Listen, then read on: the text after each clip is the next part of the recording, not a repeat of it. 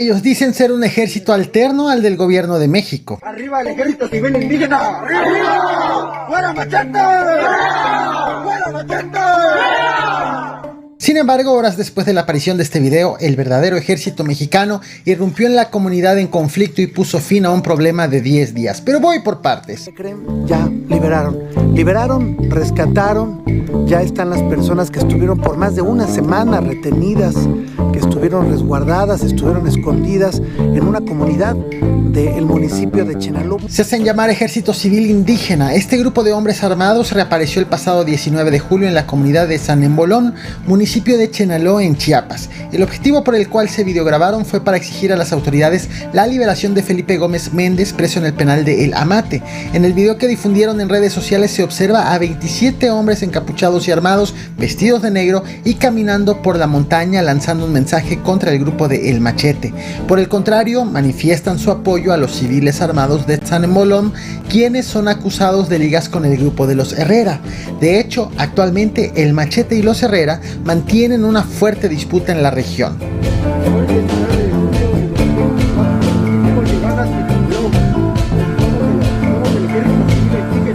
La aparición del Ejército Civil Indígena tiene como contexto otro acontecimiento ocurrido también recientemente. A este canal te traje este video en donde te platiqué cómo un grupo de 107 personas abandonó sus casas huyendo de los enfrentamientos entre El Machete y los Herreras. Las personas llegaron a San Embolón, en donde se refugiaron en una escuela primaria. Sin embargo, el 11 de julio, presuntos miembros del Ejército Civil Indígena irrumpieron en la comunidad y tomaron de rehenes a estas 107 personas refugiadas en la primaria, de tal forma que los pobladores pasaron de ser desplazados a prácticamente secuestrados. Desde allí, de la escuela primaria, subieron una serie de videos a redes sociales pidiendo ayuda a las autoridades del gobierno estatal encabezado por el morenista Rutilio Escandón y al gobierno federal de Andrés Manuel López Obrador. Presidente Andrés Manuel López Obrador, venga después a autorizar. El 15 de julio, la Secretaría de Protección Civil de Chiapas activó un protocolo para entregar ayuda humanitaria y sacar a las personas atrapadas. Sin embargo, José Elías Morales, director de Administración de Emergencias, aseguró que el representante de las víctimas se negó a permitir el desalojo debido a que el intento de rescate carecía de las medidas de seguridad necesarias para evitar ser asesinados durante el desalojo, de tal forma que pidieron a las autoridades que el operativo se haga pero con la presencia de elementos del Ejército y de la Guardia Nacional.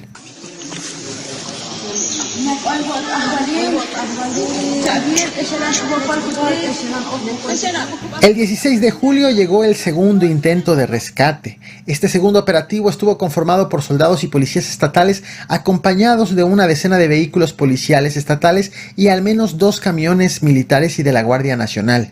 Sin embargo, los elementos encontraron bloqueada la carretera de acceso a la zona, tras lo cual no pudieron ingresar.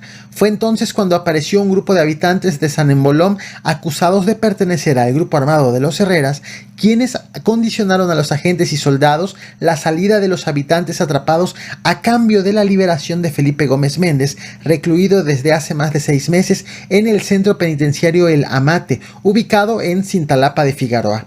Aquí hay 2 cosas relevantes. Los pobladores pidieron la liberación de la misma persona que la mencionada por el Ejército Civil Indígena, y es el Ejército Civil Indígena quien, en su video, manifestó su apoyo a los civiles armados de San Embolón. De hecho, en redes sociales circuló una versión de estos civiles armados sobre la llegada de elementos federales y estatales a la zona. Varios reporteros recibieron un video con mensajes en donde los civiles armados de San Embolón aseguran que evitaron el ingreso del ejército porque los soldados presumiblemente tienen ligas con el grupo El Machete, que es precisamente el rival de los Herrera, con el que ha sido ligado este grupo de pobladores.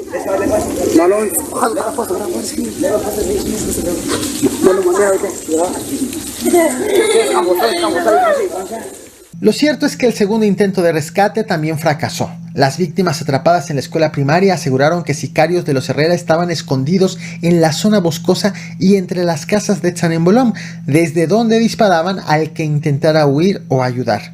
Finalmente, este sábado 20 de julio, elementos del Ejército, Protección Civil Estatal y de la Secretaría de Seguridad y Protección Ciudadana del Estado lograron entrar hasta la escuela primaria y rescatar a las 107 personas atrapadas tras 10 días retenidas en el lugar. Pues les tenemos una muy buena noticia. 4 de la tarde sábado, por fin las fuerzas policíacas estatales y federales lograron ingresar hace unos minutos a la comunidad de San Emboloma, allá en el municipio de Chenaló. ¿Y qué creen? Ya liberaron, rescataron, ya están las personas que estuvieron por más de una semana retenidas. De acuerdo con un comunicado oficial de la Secretaría de Seguridad Estatal, las víctimas fueron trasladadas a un lugar seguro sin especificar la ubicación. Las autoridades estatales aseguraron que a los rescatados les garantizaron servicios básicos esenciales como alimentación adecuada, refugio y atención médica y psicológica para ayudarles a superar el trauma de la violencia, el desplazamiento forzado y la privación de la libertad.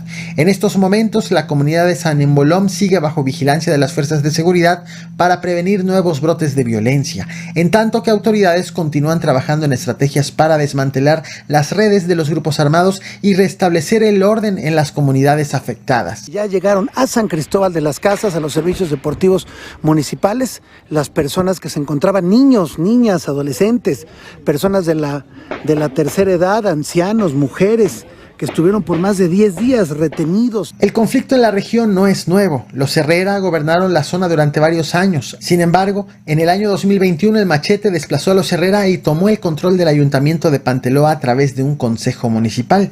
Aunque el conflicto tiene origen en Panteló, la violencia se ha extendido a los municipios vecinos. De hecho, también este sábado 20 de julio, a la par del rescate de los pobladores, fueron reportados bloqueos en al menos 7 municipios. Estás viendo en pantalla fotografías de los vehículos empleados por los civiles armados para cerrar vialidades.